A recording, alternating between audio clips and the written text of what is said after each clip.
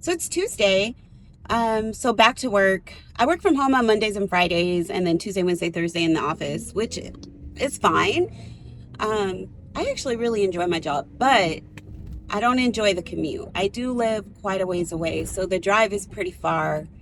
And everybody knows that when you live in Dallas, like the traffic is ridiculous. Which I've only lived here since I moved here in June of 2022 from Denver, Colorado. And I was always here visiting, like visiting my cousin and coming to hang out, bringing my daughter here. But I guess I really didn't have a true concept of just exactly how big Dallas actually was. I knew that when I was coming here and I was visiting that I kind of had the idea that, things were kind of like stretched, but I had no idea just how stretched they could be. Um, so anyways, when I moved here, I had a very wide awakening on that. Um, but yeah, so this drive, let me tell y'all about it. It takes me about an hour, maybe an hour and 10 minutes one way to get to work. So, and I think a lot of it is just this traffic. Now, I have noticed since school has let out that traffic has lightened up a bit. Our building wasn't always as far as it was, but they opened a new campus like late last year. Prior to that, it was just in the Plano area, but now it's quite a bit further. So I've only been taking this commute for, I don't know, a little under a year. So at some point you get used to it. I just kind of throw on music or a podcast and I go.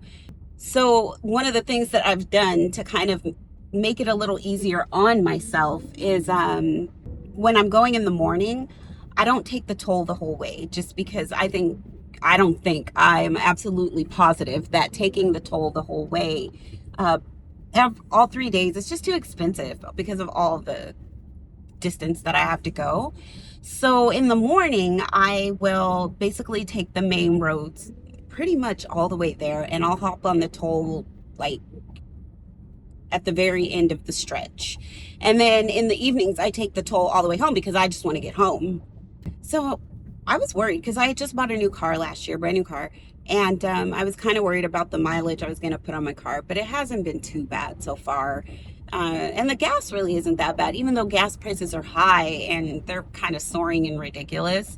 They haven't really been too bad. I have seen an increase in what I'm spending. And then, since it's hot now and I'm running the air, my gas is leaving me a little faster than it normally would. But all in all, I guess I don't have too much to complain about. I'm thankful to have a job.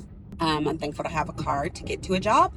And I'm thankful to have these problems. Like traffic is heavy because it's not lost on me that I'm blessed to have these things. So I don't know. Maybe this can be like a little series or something. I can just kind of start talking to y'all in the car, kind of like, talking to your girlfriend on the phone. And it just doesn't make the drive seem so lengthy and bad. And I think one thing I'm also trying to work on is not becoming so irritated by the traffic. People just do some silly things in traffic that really makes me question whether they like, do you want to live? Because you're literally acting this way to save 2 minutes. It's like, I know one thing I've been thinking about is all the things I did in my 20s that I would have changed had I known what I know now at the age of 41, right? So I think back when I was 20, I think I got my first credit card when I was like 20, 21 or something like that. And I truly wish I knew how to use a credit card. I had no idea. I had like $150 limit and I spent that immediately. Immediately. And then I was only paying back like $10 a month, but really I had no idea that I really needed to keep that under 30% every single month when the statement ran if I could. And so, ultimately that ended up hurting me because I didn't take it serious and I didn't really know what to do with it, how to use it to my advantage.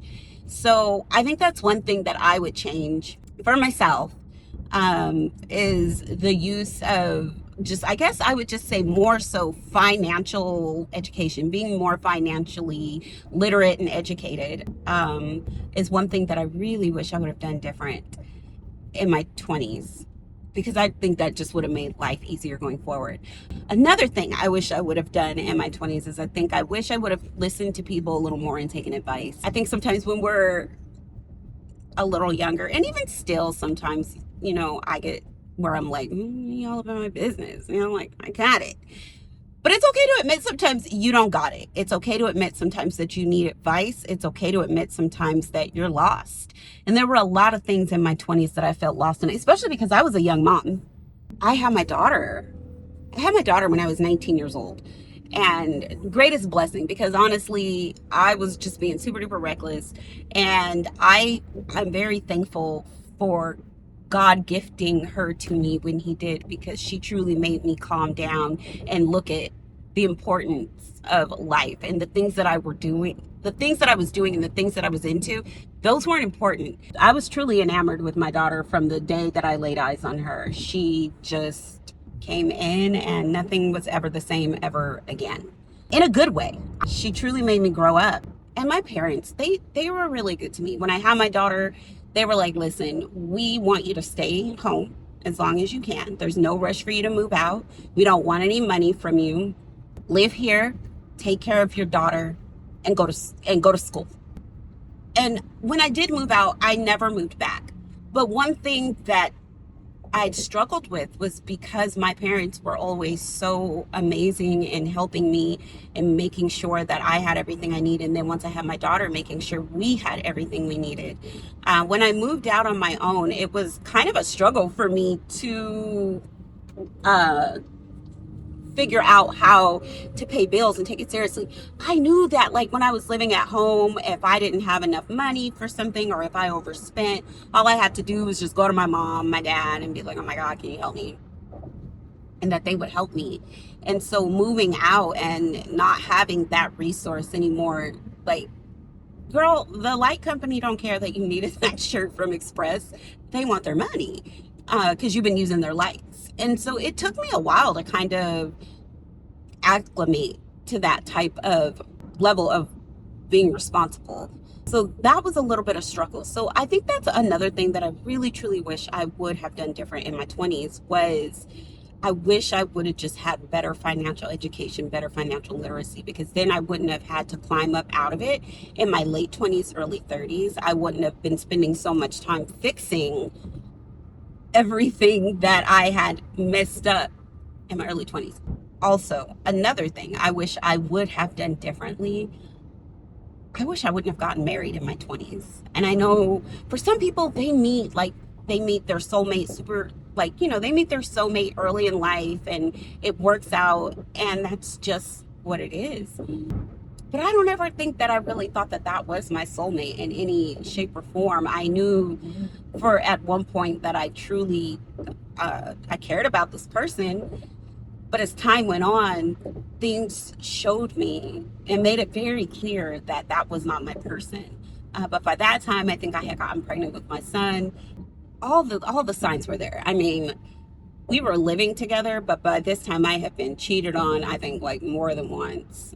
Common sense should have told me that that wasn't my person and that I needed to just continue to move on and build my life, because that is something that also I feel really put me behind in life as I got older, was the fact that I didn't listen to my gut. I didn't listen to my intuition enough when I was younger. And now I take that as gold. My intuition and my gut tell me something, I listen. I don't ask questions. I just do. What I have found in life is that it's really never steered me wrong. My intuition and my gut has never steered me wrong. And when it signals me, it may not feel good and it may not be a direction that I want to follow, but I've never regretted following it. And so those are just some things that I really wish I would have done different. However, I don't live in the past. Yes, I have since divorced and I've moved states and I've met Ken. One of the biggest things for me is to just always live. I've gone through super hard times in life. I've gone through not so hard times in life. I've been very sad. I've been very happy. I've been angry with myself. I've been angry with the world. And And I just think the only thing that you can do in the end is take it day by day.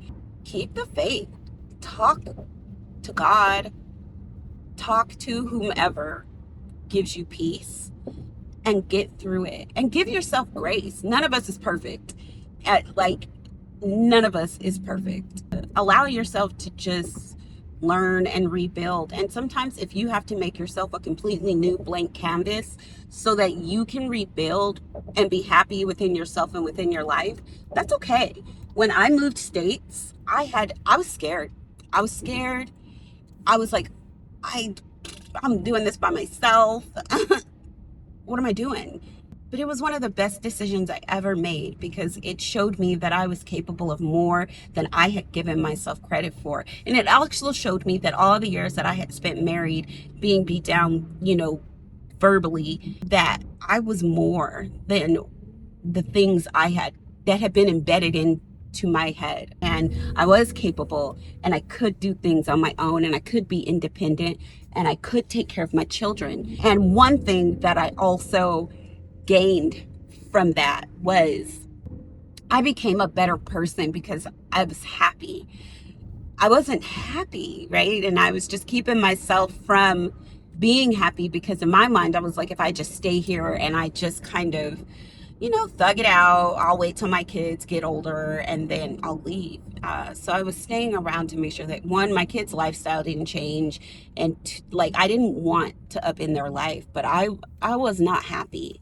And then when I decided that, you know what, I'm just gonna do it. I'm not happy here, and I'm gonna make a move. I was a completely different person than the person that I had been over that time period, because I was just in survival mode, and I wasn't truly living. I was just surviving, and I wasn't happy. And that was showing, that was coming through in a lot of other ways. The fact that I wasn't happy, the way that I was treating my body, I wasn't taking care of myself. I gained a bunch of weight, getting in arguments with my mom and my sister, and they would tell me, why are you still doing this? Why are you still here? There goes that not wanting anybody to tell you anything thing again, So I don't know, I guess it's just my little TED talk for the day. I look forward to more of these, because sometimes it's good to just kind of just talk. I'm not a big phone girly, but I do love to chit chat, and I enjoy it, and I enjoy life. Life is beautiful, and I understand every day isn't always going to be beautiful, but life is beautiful. And that's, when people are like, oh my gosh, I don't want to say how old I am. Not me. I don't care, honey. I'm 41 years old, because I'm happy to be here, because aging is a privilege. Well, thanks for driving to work with me. Thanks for having your coffee with me. Whatever time of day you're watching this, just thanks for watching and hanging out. I'm going to do more of these to just kind of talk to you guys, and, have some girl chat, or, for my homies that's up in here, just chat with everyone. Well, I am going to be pulling up to work in about 5 minutes. So I'm going to go ahead. I'm going to sign off. I'm going to get myself mentally ready for this day. And I hope that you guys have an amazing day. Give yourself grace today. Take some time to slow down and admire the beauty that surrounds you.